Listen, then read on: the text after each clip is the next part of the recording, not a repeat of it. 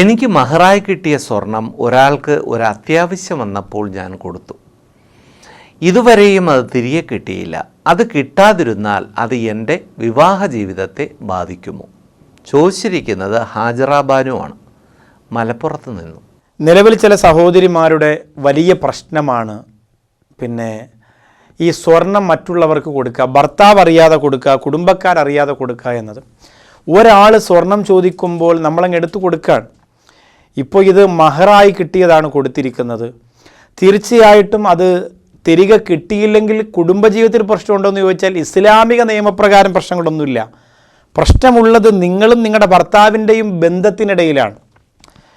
നിങ്ങൾ പറഞ്ഞ് സോൾവ് ആക്കുക, ഭർത്താവിനത് ഉൾക്കൊള്ളാനും സഹിക്കാനും കഴിയുന്നില്ല, അത് മനസ്സിലാക്കാൻ പറ്റുന്നില്ല, അത് നിങ്ങൾ തമ്മിലുള്ള വിഷയമാണ്.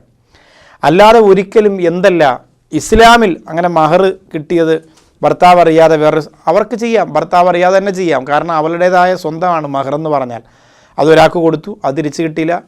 അതുകൊണ്ട് ഇസ്ലാമിൽ എൻ്റെ നിക്കാഹിനോ എൻ്റെ ബന്ധത്തിനോ എന്തെങ്കിലും പ്രശ്നമുണ്ടോ? ഇസ്ലാമികമായിട്ട് അങ്ങനെയൊന്നുമില്ല. നിങ്ങൾ കൊടുത്തു, അത് കൊണ്ടുപോയി അതിൻ്റെ കൂലി അള്ളാഹു നിങ്ങൾക്ക് തരും.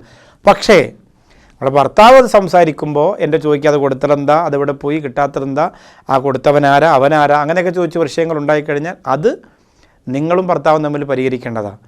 അള്ളാഹു താല എല്ലാ പ്രശ്നങ്ങളിൽ നിന്നും നമ്മെ എല്ലാവരെയും കാത്തുരക്ഷിക്കുമാറാകട്ടെ. ആമീൻ.